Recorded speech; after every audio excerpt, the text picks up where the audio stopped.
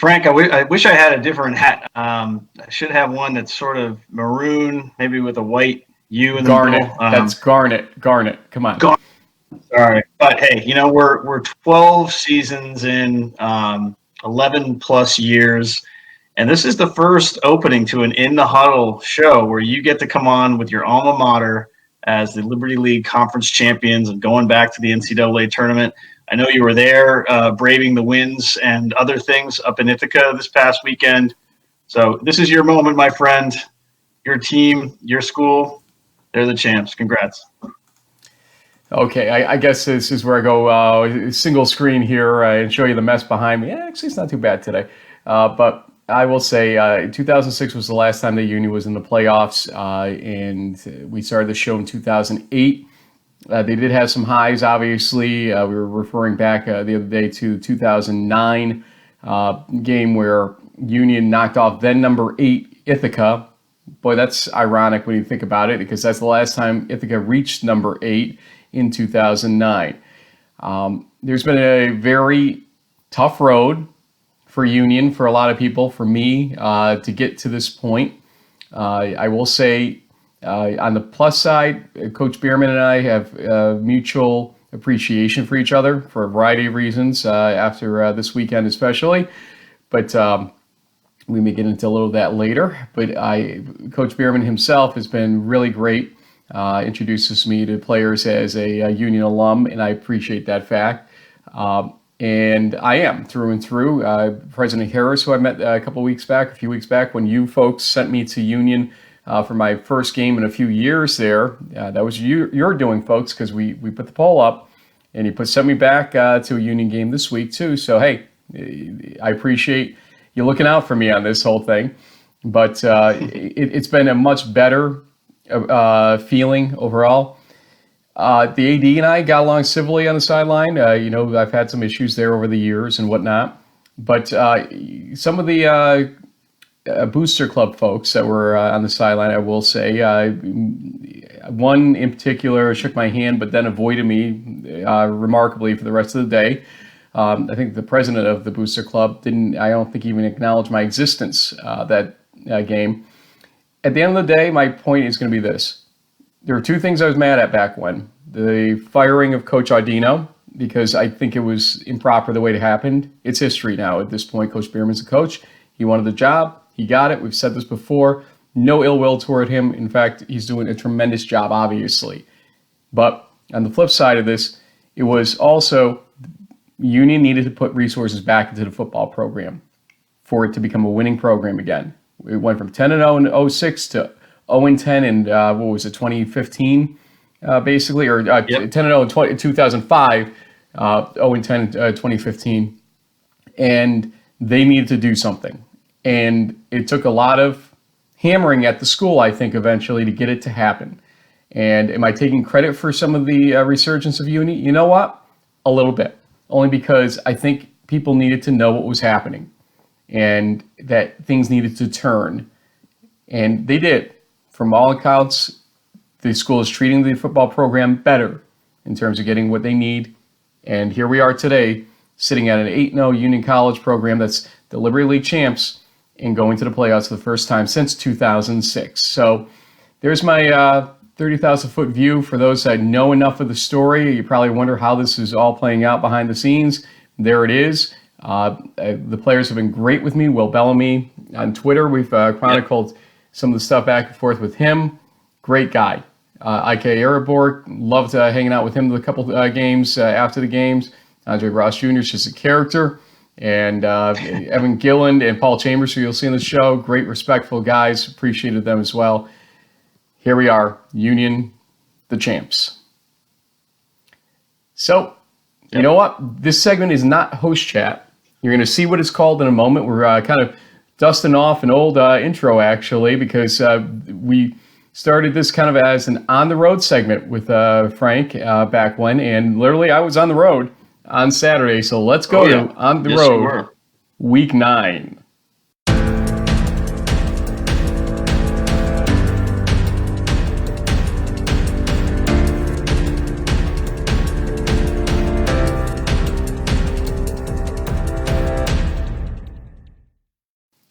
JB, it was an interesting day and a lot of angles for this Union Ithaca game. I also drove to get some interviews in the Brockport Cortland game. Those who may have listened to Around the Nation, their podcast on Monday, have probably heard some of what we did, but not nearly enough. A little bit, yeah. Because I have 1, 2, 3, 4, 5, 6, 10 people I interviewed. A couple of them were double ups, wow. But you know what? We wanted to break this out into a separate segment, and here we are doing so.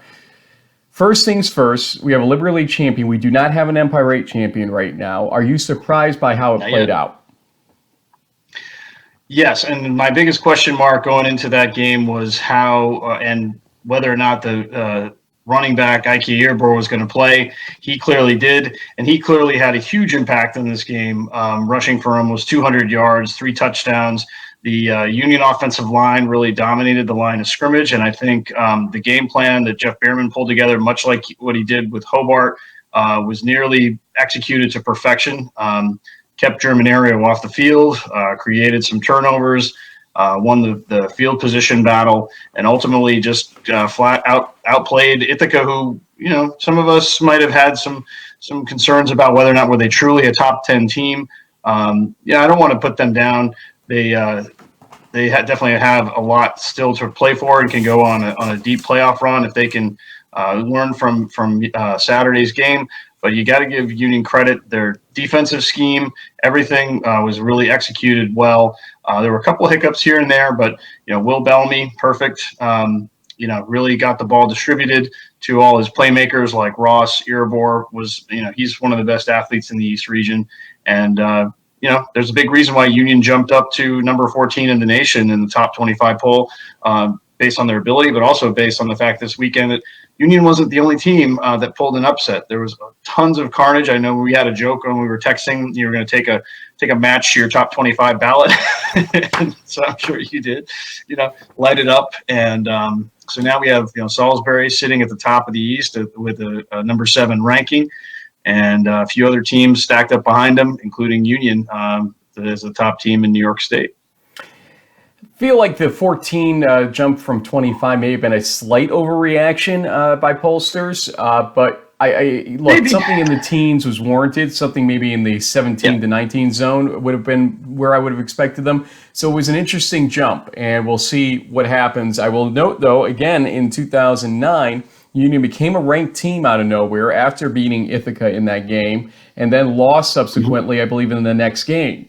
So that's what they have to be careful about. We'll talk more about that situation or that type of, how do you get your team back from this scenario of being on the high of highs a little bit later in the interviews. Let's talk first about how we got to the final score of 31-21.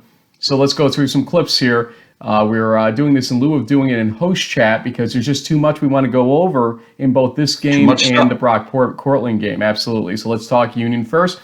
And I will go monologue mode here as I show you the highlights for a few minutes. And Union got the first score of the game after taking 6:41 off the clock following an Ithaca punt. Here's Andre Ross Jr. from Will Bellamy from 5 yards out to make it 7-0 Union. But just 5 plays later, Joe Germanario got revenge as he found Andrew Vito for a 73-yard catch and run to tie it. You can see him pass by me on the sideline. And I got the kicker in my view, but nonetheless, you'll see Vito scoring here. Will Halpin kicked a 38-yard field goal to close out the scoring in the first quarter, made it 10-7 Union. But in the second quarter, Ithaca strangely decided not to run the clock down as they got deep into Union territory, and eventually they had Joe Germanario score on a 2-yard keeper with about 2.5 minutes left. That allowed this play by Ike Irabor, and I couldn't find him at first when I was doing the video in this situation, but from 3 yards out, he made the halftime score 17-14 Union. In the third quarter, though, what Union's game plan was became clear, because in the first half, they took 6:41 off their initial possession. This second half possession was 8:40 off the clock, and it was a 25-yard Will Halpin field goal that went wide left that ended it, but still, half the quarter, more than half the quarter, was gone at that point. Eventually, the defenses dug in to make the third quarter scoreless, and in the fourth quarter, it was a lot more exciting as Irabor found pay dirt again, this time from 11 yards out. He made the score 24-14 Union with 12:18 left. Eventually, Joe Germinario, in desperation, without any timeouts, he had a 5-yard touchdown pass to Vito one more time. He made it 24-21, but they felt the need to go for the onside kick at that point, and it failed. But they still had a chance. All they had to do was stop Union around midfield. No first downs could be allowed. Well, they didn't exactly succeed at that, as Irabor got the hat trick with his 3rd touchdown, this time from 46 yards out, to give Union a 31-21 victory against former number 8 Ithaca. And we're showing you also the final fumble recovery by Union to make that game close out at 31-21. So it really, we talked about Ithaca's defense coming into this game, but Union scored 4 touchdowns, 3 on the ground, 1 to Andre Ross Jr., and Union's defense really, I would say, played a remarkably good game. Aside from that one Vito mess up early in the game that allowed that 70-plus yard touchdown, JB, I got to say that Union defense played better than I thought they would in this game. Yeah, and they kind of did the same thing when they, when they took care of Hobart pretty handily a couple weeks ago. So this is a unit that's kind of flown under the radar, but with a combination of both defensive line and linebacker talent, and they also have some playmakers in the secondary. Actually, one of the best plays of the game, I think, was one of the safeties, St. Pierre, who had a sure interception, but on the way down, he realized, wait a minute, I want to give my offense the ball at the 40-yard line because it was 4th down. If he had made the pick, he would have given him the ball inside the 10. So he smartly just let it hit the turf. Those heads-up kind of plays, Vanderhoof had a key interception on one of Germinario's throws that really set up Union with some good field position. They just made plays when they had to, and we've seen that throughout the season. I think like you said, the game before might have been a little bit of a dud, but maybe they were looking at they can't afford to look ahead with the Utica coming up, who's also a tough team who gutted out a pretty interesting win this past weekend, but we'll cover that in our week 9 recap, week 10 preview show coming out probably tomorrow. Let's go to some interviews. I caught Will Bellamy almost right after the team broke their winning huddle, and here's quarterback Will Bellamy from Union. We are in the mayhem right now with Will Bellamy. Will, congratulations, Liberty League champion. You're going to the playoffs. How does this feel? Feels awesome. When we first committed to Union, we came together as a class. We were Coach Behrman's first recruiting class, and we all came together and said, man, this hasn't been done at Union in a very long time. And, this feels great because, one, I don't think there's been a team in the country that has worked harder than us. And, I'm glad I get to celebrate it with my brothers. Last week, it was kind of pedestrian, the effort that you guys put up against Buffalo State seemed like. Was there a little bit of looking ahead to this game, do you feel? No, I think as a team, we've done a very good job of taking every game week by week.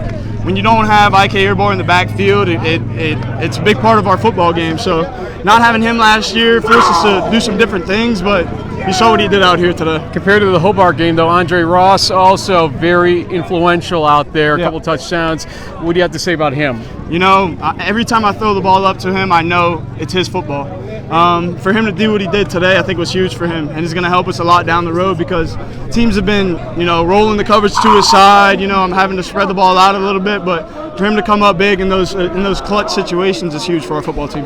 2006 Union had clinched before the Dutchman Shoes game, and they kind of came out flat in that type of game. What are you guys going to do with 2 games left right now, Utica and then RPI, to sort of finish the job here and try to get that 10-0 number and keep the shoes? Yeah, so last year, RPI was in the same situation, They were undefeated. They were number 14 in the country, and I think they got a little complacent, and it ended up in losing to us. So this year, again, we're going to take it week by week, and the Dutchman Shoes Trophy is very special to not only me, but our whole school. So we're going to make sure we do what we need to do to bring that trophy back to Union as well. You were bleeding everywhere, she said to me as you came up to me. Yeah. Are you feeling okay? Yeah, I'm feeling good. I got the wind knocked out of me a little bit, but my adrenaline's pumping in a situation like this. I'm getting up and I'm playing football. Go enjoy it. Yes, sir. Congratulations. Will Bellamy, I think I said a couple passing touchdowns to Andre Ross when I was talking to him. It was actually one, but there was a long pass play that set up that second Irabor touchdown. And look, I said before the game, Bellamy could not throw an interception in this game. He had to play near perfect football and ball control football in this game, and he threw 0 interceptions, as Union Athletics it definitely pointed out on Twitter not that long after the game. But he did what he needed to do, by all means. Let's also, before we talk about the offense a bit more, get the interview I did with Ike Irabor and Andre Ross Jr. They're accounted for all 4 touchdowns, 3 by Irabor, 1 by Ross.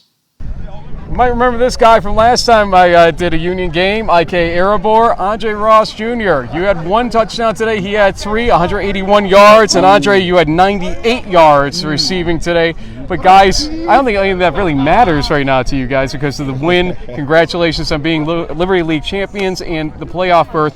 Which part of that means more to you right now, Ike? Right now, Liberty League champions, to be honest. That's what I wanted. That's what we wanted when we got here.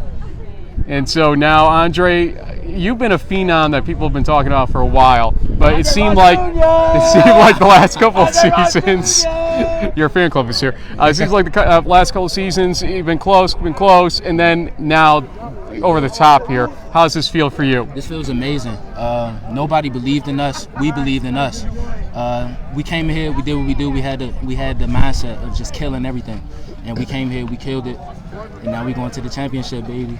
Now we won the championship, going to the playoffs. Well, before you get there, though, we do have to talk about a couple of big things. Utica next week, a non-conference game, but the shoe's still on the line, and trying to stay undefeated to get as high a seeding as possible. Not trying to be as a Debbie Downer, I guess, but Ike, how do you get your team to focus? Andre, too, how do you get your team to focus now on what's still ahead of you? Right now, after winning this game, we have to now keep our mindset of staying undefeated this season. So that's what we're gonna have to work on for right now. We just gotta continue playing football. We play our brand of football. We didn't play their brand. We came out. We did what we were supposed to do. We only worried about us, and that's what we got to do to continue for the rest of the season. Andre, I don't want to lose you in the shot, so come on in one little bit because I'm going to ask you, defensively, were you surprised at all that you guys were able to do what you guys did against them? No surprise at all. I knew what we were capable of. The only people that didn't believe in us was us. We had that mentality. We knew what we came out here to do. We knew we have the weapons on offense, and we just used them, and we got the dub. And Ike, that 46-yard touchdown to end the game, were you surprised you were able to get around with nobody in front of you there? To be honest, nah, because I knew I was gonna break on one of these days with one of these plays, bro. Because they're just flying up the field and I'm bouncing them outside. He's the man. They can't touch him. No one's gonna catch me after that. Guys, you know what comes next? I robbed Will of his shout-out, so I'm gonna have to come back and give him his shout-outs another day, it seems like. But Ike, shout-outs for anybody watching. Shout out to my parents for bringing me here. Thank you. Yeah, just shout out to my family, all my supporters, everybody that was behind me before I even came here. Everybody. Thank y'all. For those wondering, he really is that tall, folks. Andre Ross Jr. We need some pictures, IK. Let's go. Oh, they're being called away. So, you know what? We'll just send it back. 31-21 victory. Liberty League champions are going to the playoffs. Let's get it. Thank you. IK, let's go, baby. Again, running back Ike Irabor and wide receiver Andre Ross Jr. I can't say enough about these guys. They've had some good starts to seasons and then kind of been poked in the eye in the remaining part of the season.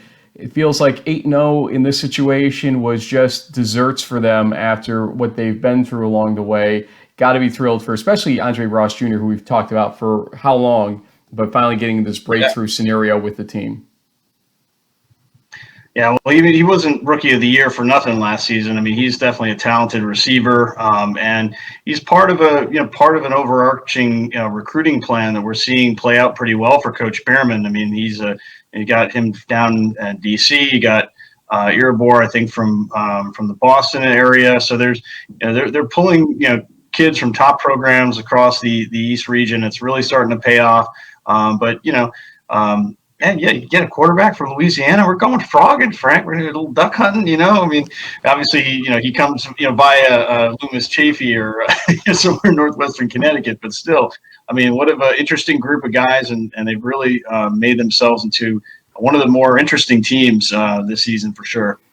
Back to the Union defense, however, we do have to give kudos to defensive back Paul Chambers and outside linebacker Evan Gilland, who each had 10 tackles according to the preliminary totals.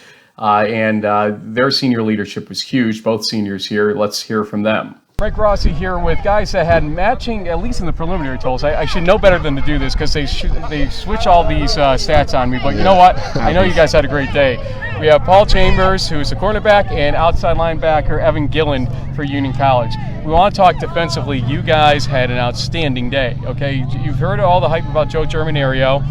His brother's on your team, for that matter, so you probably heard a little bit from that too. But tell me about what the game plan was defensively that allowed you guys to basically, with a couple of exceptions, keep them pinned in all day long. Well, really what we wanted to do is just not get beat deep. No big plays. This is a team that, like you've seen throughout the season, they make their money on big plays, keep everything in front of us, and tackle. We were a good group of 11 guys that rallied to the ball, that want to tackle. And it was just really a team effort in terms of getting to the ball and just stopping them when we needed to. Evan, from the linebacking point of view, you guys are key, obviously, to have to drop back sometimes with 33 passes in the first half. Were you surprised by the number of throws that came from them? No, we definitely expected all the passes that were coming out. We knew that they were running a bunch of crossing routes, drags, ins, and we just had to have our eyes all around the field, knowing what's coming, talking the whole time, and we had to wrap up too. We knew that they are great on offense, and we just needed everyone to contribute. 1/11th every guy, because there's 11 guys on defense, obviously, but we needed everyone to contribute, and that's what happened. That's how we got our win. There's a lot of back and forth going on in the first half, and the third quarter ended up being scoreless situations, some balls going back and forth, the punt partial block that was occurring. I mean, we had some interesting occurrences throughout this game. What were the coaches telling you guys about, let's say the ebb and flow of this game? What were the coaches telling you, especially at halftime for that matter, Evan? Mainly just to stay calm, don't get too crazy, on the defensive side when the offense was up, not to, be shouting on the field, just, stay calm, be complacent, and just play by play, take care of your business.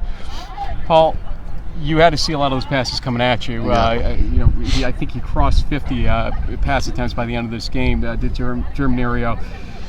What was your feeling out there? Did you expect a long one to be let loose at some point, or did you think that your brothers in arms back there basically were going to be ready to go and get the interceptions they did? Well, we knew they were going to take their shots. It was really just about a team effort, just keeping the ball in front of us, because we had faith in our guys that we would not get beat deep. We knew if they put the ball short yardage, we'd come down and rally and make those plays and get them off the field. Well, guys, Liberty League champions, going to the playoffs, senior leadership right here. I mean, did you feel a little bit of responsibility this year to be the leaders that you guys would turn out to be, and how does it feel right now? It really feels amazing. Honestly, we knew that this group had to really culminate the guys. The younger guys, they don't know what it's like to lose a bunch of games, to really be down. We know what it's like to get hit in our mouths. So we really want to pick that group up and say, hey, we can do this. This is a good group, and we have the talent to be able to make plays and win games. Evan, I'm going to ask you a separate question, though. We still have the Dutchman Shoes game. Still have Utica next week. Undefeated would matter, obviously, in terms of seeding, but also the shoes matter, I would think. What do you tell your team now in terms of what's coming up next? Yeah, I mean, every game is super important to us. We ultimately don't want to lose a single game this season, and we got to go game by game, week by week, take everything into account, and just practice our tails off and do everything we need to ensure that we can be successful on Saturdays. Let's give you guys some shout outs for any friends, family, teammates eventually that'll be watching this. Evan, we'll start with you. Shout outs. Yeah, shout out every guy on the team. Honestly, it was a team win. Everyone contributed. My family, Grandpa Ken, Grandmary, Granddad Bill, all you guys. I know how much of super fans you guys are for me, so thanks for continuing your support. So shout out you guys. My girlfriend Meg might as well, in case you're watching, Paul, let's say hi to Meg. Hey, Meg. Hi, Meg. I know Meg. She's a good girl. Paul, go ahead. I just wanted to say thank you to all my teammates for having my back throughout the season. I just want to say hi, Mom. I love you. Hi, Dad. Mom. Hi, Jade. I love my little sister. I love my family, and I love my guys. You guys you have some big families. I love it. Yeah. That's the best part of shout-outs, and it's also the best part of saying one more time, 31-21, Liberty League champs, and going to the playoffs, Union College. Congratulations. Thank you so much. Thank you, guys. Thanks. Thank you. And finally, before we talk even further about this game, Jeff Behrman, head coach of Union. Everybody was gone by this point, and all Ithaca fans that decided to come onto the field for whatever reason were gone at this point as well. So it's just him and I talking about Union football and what's up next, especially because of this whole Utica RPI conundrum coming up soon. Coach, we got to stop doing this, or maybe we shouldn't, because you're 2-0 with me in attendance. I don't know how that's happening, but this is the big one. This is the one that mattered for all the marbles of the Liberty League. Were you surprised at how well your team executed your game plan today? I'm not surprised at all.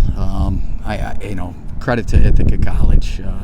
Unbelievable program. Dan does a tremendous job. You watch these guys on film. They're a machine, offensively, defensively. They just do such a great job. I had a lot of faith and belief in our players and in our coaching staff, and I thought we were able to put good plans together, and more importantly, the players were able to execute it when we needed to. There were still times when we didn't maybe play at our A game and didn't execute the way we needed to, but I think for the most part they did what they needed to do.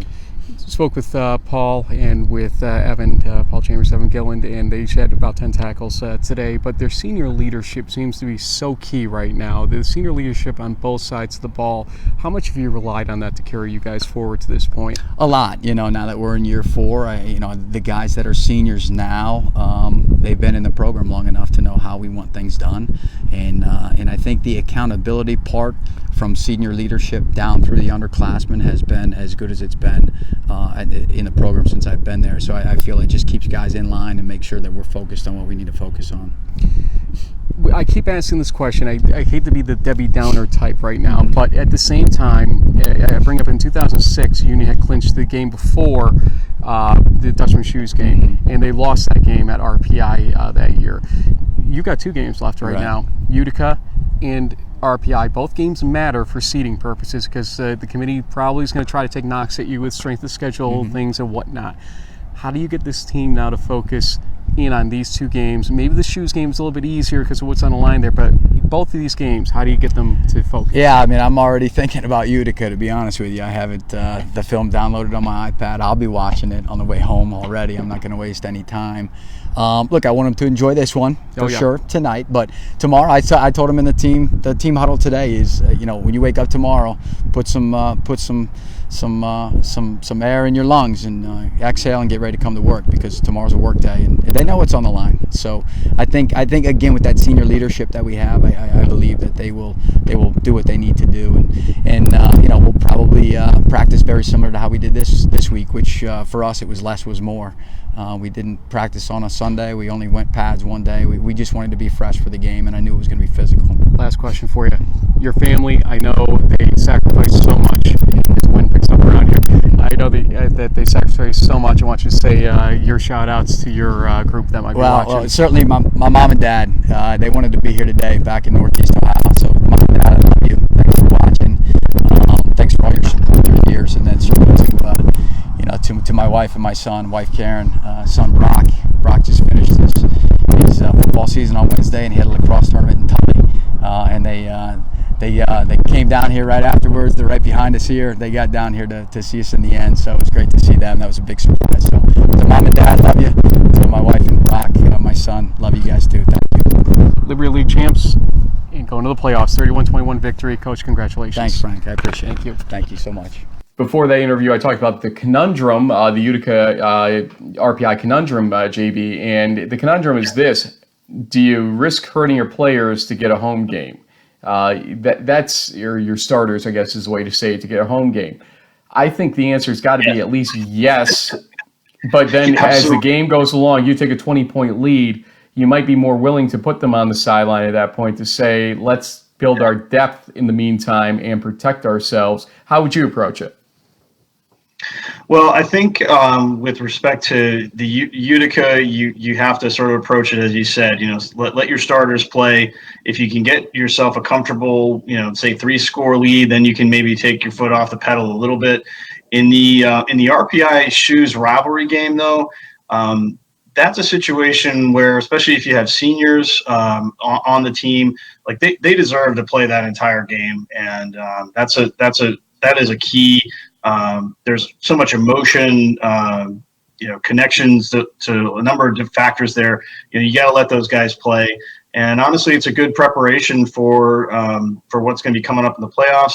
You want to secure that home game in the first round if you can get it. your chances of winning that game are exponentially higher if you're the home team versus the road team. And, depending on how things shake out, it could lead to a second home game opportunity, depending on how you're seated and where you end up in the bracket. So you got to play to win both of those games. Maybe, like I said, you defer a little bit to the seniors on that last one because it's a long-time trophy rivalry game. But at the end of the day, you want to do everything you possibly can to get to that 10-0. It is a sure-fire better ticket into the tournament to go in that way versus a 9-1 and likely road team scenario playing a higher seed in foreign territory. Well, sir, you're talking about rivalries, and the Cortica rivalry is coming up, and the other half of that rivalry is Cortland. And as I said, went 25 minutes up the road to Cortland to see the interview, or to get the interviews, I should say, with the Brockport folk. But how did we get there? Let's go to some highlights, courtesy Brandon Miller. Appreciate his work to clip these up for us, the linebackers coach at Brockport, and a friend from the local area here in the Clifton Park area in New York. And just so you know, the game was scoreless after one quarter of play, which is tough to believe after you're hearing about all the back and forth and all around of this game. But the second quarter was a track meet, especially for Cortland. First, Brett Sigala found Jason Carlock from 13 yards out to make it a 7-0 Cortland lead. Took 4 more minutes before they built on that lead, but this time by a safety. I believe it was Jala Coad who couldn't exit the end zone for Brockport. Whoever it was for Brockport, they were trapped in there about 4 yards deep, and it made it 9-0. The Red Dragons made the most of that extra possession, scoring from 20 yards out on a Zach Tripodi run. Now up 16-0, though, Sigala wasn't content as he found Carlock again, this time from 14 yards out. It was 23-0 Cortland over Brockport. Yet Freddie June got the Golden Eagles on the scoreboard before halftime with a 12-yard run of his own. That made the halftime score 23-7. In the second half, it was Brockport's special teams, or I should actually emphasize this in a different way. It was Brockport's special teams that showed their ability, as Liam Casey's punt midway through the quarter was blocked by Elijah Akins. And 4 plays later, Freddie June found Alex Benson for another Brockport touchdown, but after the 2-point conversion failed, it was still 23-13 Cortland. The Red Dragons would score once more with a 46-yard Nick Mangelli field goal for a 26-13 lead heading into the fourth quarter. The third quarter ended, though, with a 41-yard pass play from June to Daquan Hubbard, and Brockport would cash in 2 plays later at the top of the fourth quarter with Jala Coad running it in from 6 yards out. He had over 200 yards on the afternoon. Brockport was down 26-20. In their next drive, I should say, June was injured and had to be replaced by Jason Hellwig. He initially threw an interception that acted like a punt, but in his second full drive later, he completed a 36-yard pass to Imhotep Cromer before this play where Coad ran it in from 32 yards out for a 26-26 tie. Just kick the extra point. You've got the lead. Okay, it was a blocked extra point. And so no go-ahead there. But then Dustin Moyle later missed a 32-yard field goal with 1:09 left. So the teams went to overtime, tied at 26 after one final interception by Brockport. Raylan Spoutine, I believe, was the man with that last interception. In the first part of the overtime, Sigala didn't see Andrew Covais as he tried to throw down the middle. And it was clear as day. Covais was standing there, but when you're under a helmet and with an offensive line in front of you, sometimes you just don't see it. And that happened there. So that meant that Brockport just needed a field goal to win. Hellwig had other ideas, though, and on the second play of Brockport's overtime stanza, he rushed left on a misdirection play and scored from 11 yards out to win the game. 32-26 Brockport. We do not have an Empire 8 champion because they still need to win a game, especially against Alfred if they can do it on Saturday.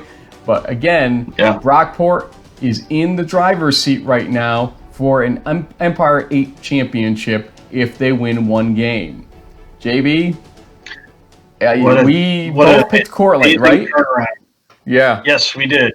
Mostly because we thought that with being at home, with the offense that Sigala and company had, the special teams touchdowns that the Red Dragons keep putting up week after week, but ultimately, mean, this has been quite a season for Brockport. Maybe not the way they predicted it would pan out, but they have ever since that rough week 1 loss, they have picked themselves off the mat and rattled off what is now 7 straight wins. And once again, they were down 23-0, didn't quit, got that touchdown in at the end of the first half, which was really critical play in many regards. Shows you the resolve and the toughness that Coach Mangone and company have instilled into these kids. And you just have to tip your cap to, especially to Hellwig. Speaking of tip of the cap to Keith McMillan for the game ball and some of the sentiments that he gave towards Hellwig, a true team player and kind of a captain. Just there to senior season isn't really panning out the way he wants, but he gets this great opportunity, capitalizes on it. And I think you even said when you spoke to him that you could see some of the emotion of sort of the realization of what just happened kind of hitting him in real time. And irrespective of how this year pans out for him, whether he starts another game or not, this is going to be a memory that he will hold on for a lifetime. And it certainly has put Brockport on the precipice for yet another playoff berth. And who knows what happens from there. Let's hear from Jason Hellwig after that game. Frank Rossi with Jason Hellwig here. And Hellwig, I don't know if you expected necessarily to be standing with me before this game was played. But you ran in the winning touchdown in overtime, 32-26 in favor of Brockport in this big game today. For those that weren't watching, why don't you tell folks how this kind of came to be and how does it feel? I mean, it feels incredible, first off. Coming in here. You are glowing, man. Right? I have to be honest with you. I haven't seen you like this in a while. Yeah, as underdogs, I think, for a lot of people coming in here and coming away with a win was pretty big, especially with the conference championship on the line for future games coming up too. But I saw the play before, we probably would have scored actually, but the backside defender came around and tackled Jala in the back. We only gained 1 yard, and Coach called in a zone read the next play, and I pretty much knew before the play I was going to keep it because how hard the guy had come crashing in. So as soon as I saw the wide open space, I knew we were home free with a victory on the road. So. You've been kind of playing utility ever since you got injured, and the Hobart game was obviously a little bit of a mess for you guys and everything else. This has not been necessarily the season you thought it would be coming into it. Does this kind of make that all go away in a lot of ways, your feelings right now? I think it does, especially, I mean, we were doubted by a lot of people after one game, a non-conference game with a lot of new players across the board, not just at quarterback or O-line, but a whole slew of different positions. And I think ever since then we talked about how one game doesn't define us as a team, and I know, especially for me, getting hurt in the first game, pretty banged up, we're not being able to go for like the next 4 games is pretty serious and not something that you ever want. But I think we've had a lot of good support. I've had a lot of good support from the coaching staff and the players, and me and Freddie are very close. I mean, we've been going I think the past 3 or 4 games we've been going back and forth.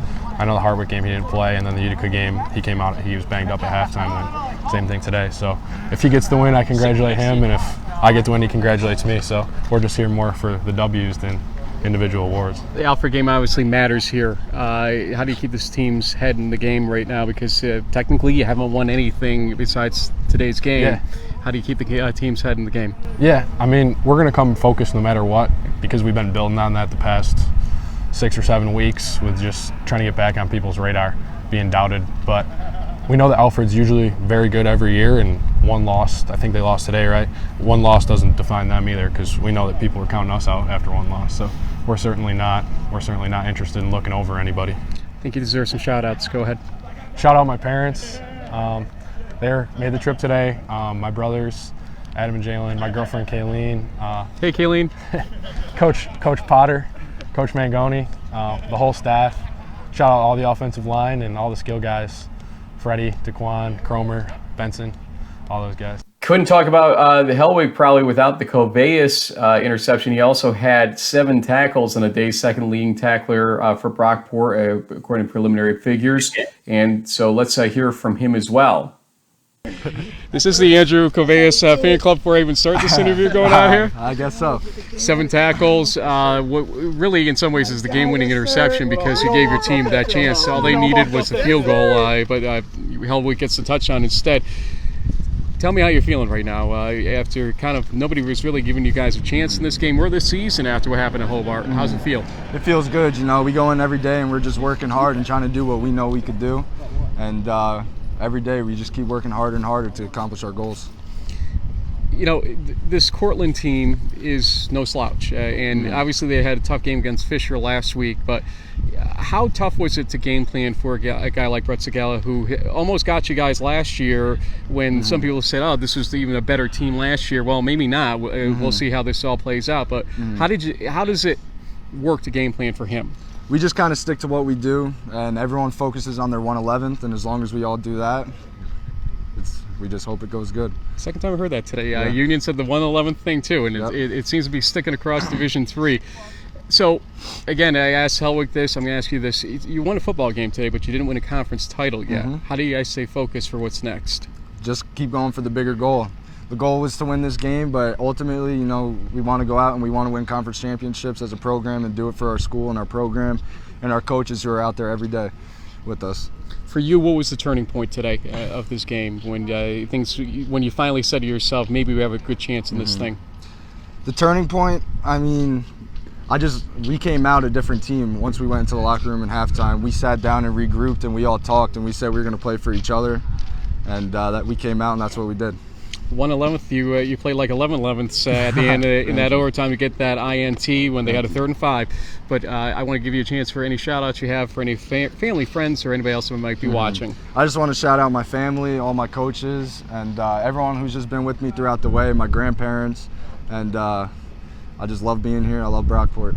Congratulations, bud. Thank you. Thank you. But the star on offense really had to be Jala Coad. We've got his name right, as you'll hear me pick on myself in this interview coming up. Jala Coad. We got you now, Jala. See, I can't, I should know better. We're tough year for names with us, Frank. We just got it. Yeah. Nonetheless, Jala from Long Island. So when I told him I was from Manhattan, he lit up because, when you're up in Brockport, you don't come across many New York City folks these days, although I do split time between upstate and downstate, so does he now. And Jala, here is his interview with over 200 yards in a day and multiple touchdowns.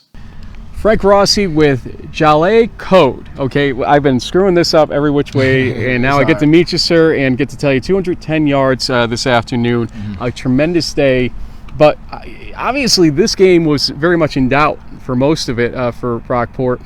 Down 23-7, I think it was, at halftime. Did you kind of tell the team to put it on your back and you'd carry them the rest of the way? How did this work?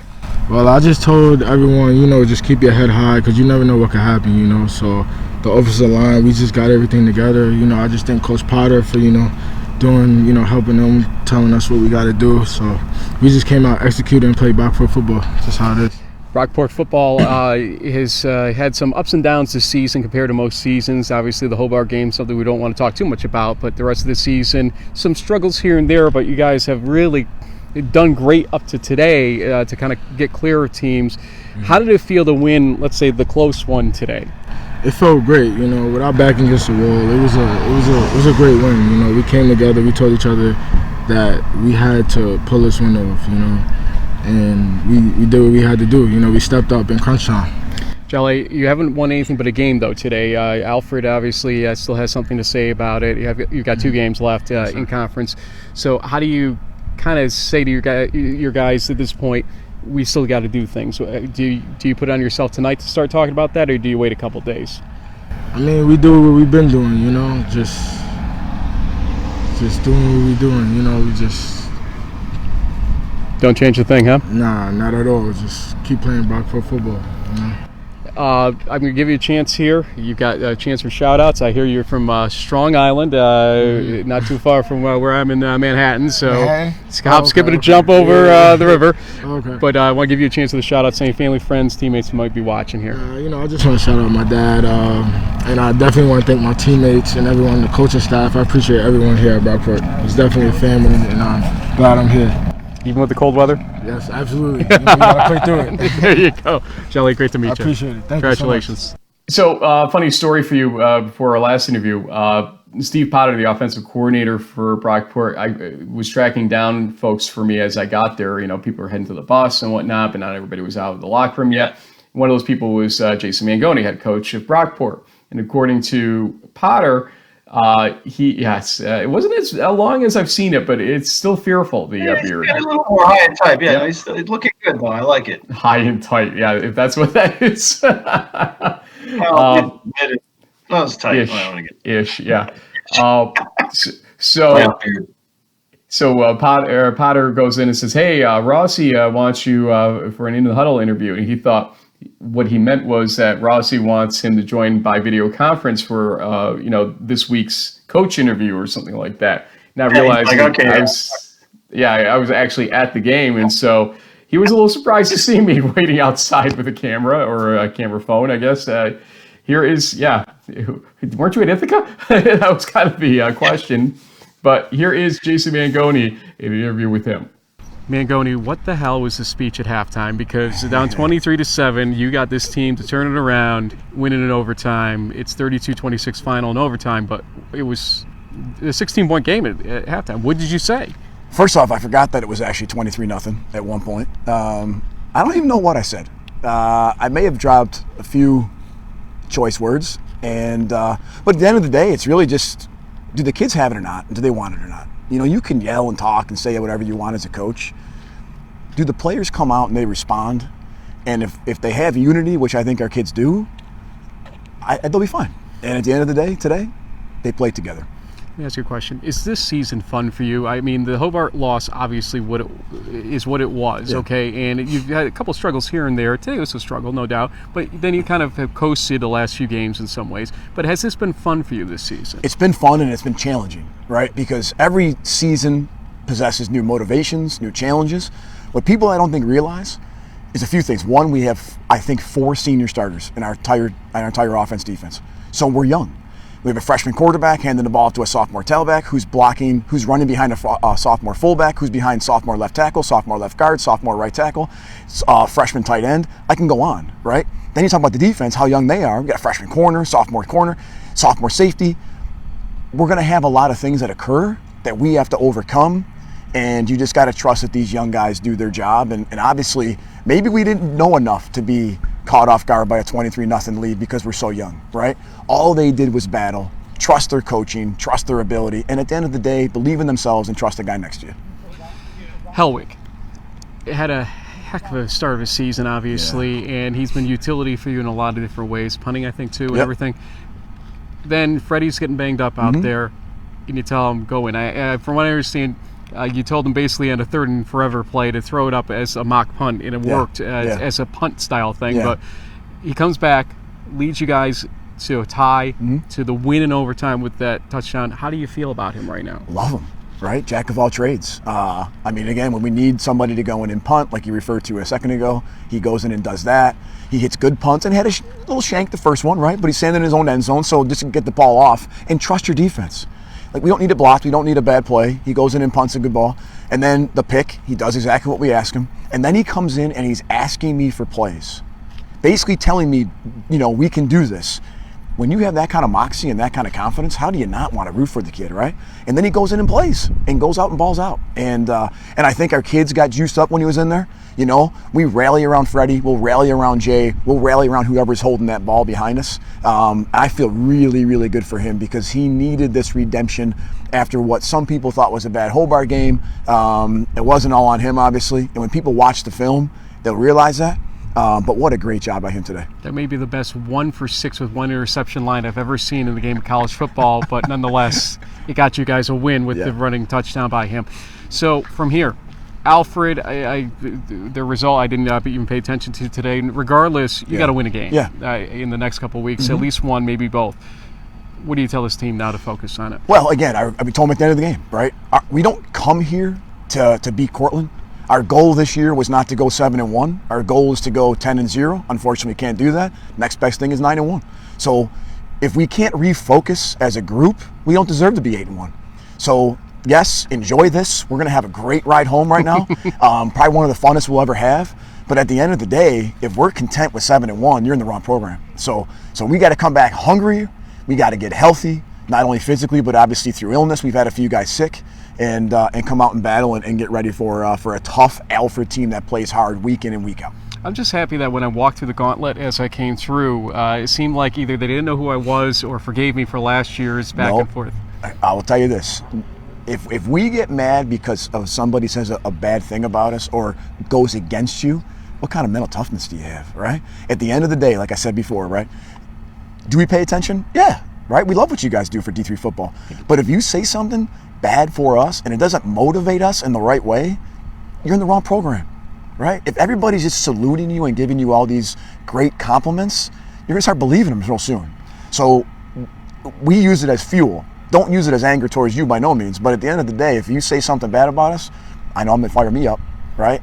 And we're here to win regardless. So if it gets us going, then thank you. John Drock and Ralph Iserni agree with you. From what I understand, I'm on more bulletin boards than I care to be. 32-26 overtime victory. Congratulations, Thank Coach. you very much. And good luck down the stretch. Appreciate it. You're the man, Frank.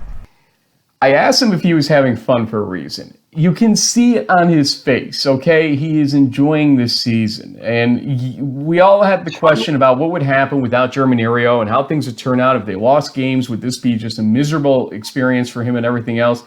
I think this team could have gone 5-5 this year, and he's having the time of his life with teaching these new players, getting the new starters into the right position. He talks about how young this team is right now with only, 4 starters, 4 returning, or 4 seniors, I think he said, on offensive starters. Right. Easy for me to say. But nonetheless, it's a team that's got a lot of growth in front of it, and they grew by leaps and bounds in that second half on Saturday against Cortland. What do you think? I think if this is a rebuilding year for Brockport, then the rest of the East is in trouble for the next few years. But it does show a lot of perseverance kind of across the board. They found ways to win with defense. When you think back on that week 2 game against Framingham State where they won on 2 pick sixes, Coach Fox has done a great job, getting that rush defense back to where they were last season. I mean, it's just an outstanding coaching job. I mean, if not for maybe Coach Behrman, you might be looking at the Coach of the Year award again for Coach Mangone. I mean, I think you got to give Coach B, maybe the slight nod 1A at this point for what he's done with Union over these last couple of years in the season in particular. But I mean, both of those guys are having a great season, and the likelihood of us seeing a Union versus Brockport game in the NCAA playoffs is probably pretty good, Frank. So we'll get to see these 2 top teams in New York State probably battle it out in a couple weeks, assuming things kind of go as planned. But this past weekend shows you what happens to the best league plan. So we'll see. Both teams certainly control their destinies and are looking good. Before I explain what the rest of the week's going to look like on our show, I think you want a little bit of a soapbox moment of sorts without naming any names, perhaps, to talk about some episode that occurred this weekend. Technically, I probably should be the one talking about it, but I really don't want to personally, and I think you validated some of my angst about what did happen ultimately and got some more information about it as well. So, again, without naming names, take the floor. Well, I mean, I do think in general we've seen kind of across the board the sort of a lowering of good sportsmanship and behavior from fans, at any level of football. But when I heard about the incident that happened at Ithaca to you, I reached out to some folks and was kind of I was upset by it because that kind of thing shouldn't happen, especially coming from a parent of a player and one of those things where you're just trying to do your job. I mean, obviously this is more of a advocation for us than something we're getting paid for, which honestly was one of the best parts of this weekend, Frank, was when you were referred to as, you do D3 football for a living, which sometimes it probably feels like that to our friends and family. But and on a more serious note, in the interview with Mangone, I do like the fact that, at the end of the day, our quote unquote jobs isn't to be necessarily, best friends to the different programs out there that we cover. We have to be honest and objective. And sometimes we're going to say some things that people may not like to hear. They may not want to admit is true, or may not want any kind of criticism, constructive or otherwise, to go in the direction of their programs. But at the end of the day, we try to take this as seriously as we can, even though it's at the end of the day we're doing this more as a hobby than like being on ESPN or something. But we would be doing a disservice to the coaches and players, and I think the fans out there if we didn't give an honest opinion. And some people can take honest opinions, and others clearly can't. And so, for those of you that can't, sorry, I don't know what to tell you. We're going to keep operating in the same way that we've always operated for the last 12 years, 11 years, 12 seasons, whatever it is, and that's it. To be called a bully and classless after a football game by somebody from the losing team's contingent is, to me, unacceptable. I would say to anybody that would offer that kind of view, take a look at what I looked like about 10 years ago in what I was doing versus now. I think I've grown up a whole lot and know the difference between right and wrong and how to do this. I consider myself a personality more than a broadcaster at times, but I try to make sure that we stay within a journalistic realm of broadcasting, even through being personalities, you and me both. And I would say this, if anybody doesn't want to believe that, then just go back into the Tevin Jones scenario with us, where we tried to actually install as much class as possible on a very, very sticky issue last year, where a school wasn't thrilled that we were necessarily promoting the situation the way we were. But at the end of the day, it worked out for everybody because we handled it very carefully.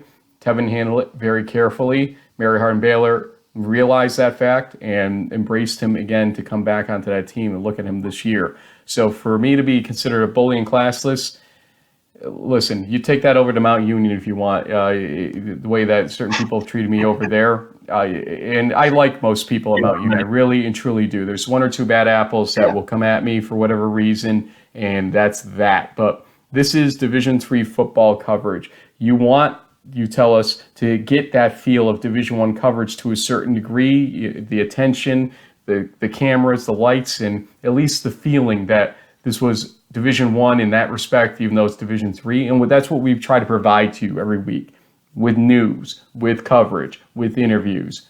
And so we're not going to please everybody. I get that. But bullying classless, I said something I regret saying after that persisted on Saturday. I apologize for that and losing my cool after the fact. But it was a little taken aback, I don't blame you, I will admit. You handled yourself better than I would have. They would have had to call security.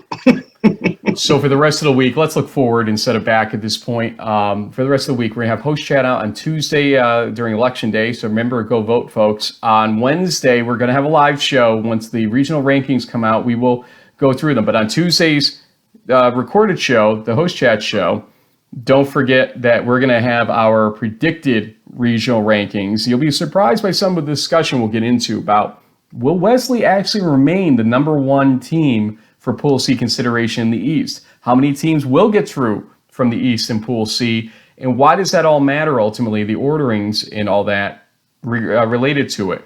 Where does Union end up ultimately? We're not going to just look at where we think this week's rankings are. We're going to actually talk about where they go from here, because a lot will change.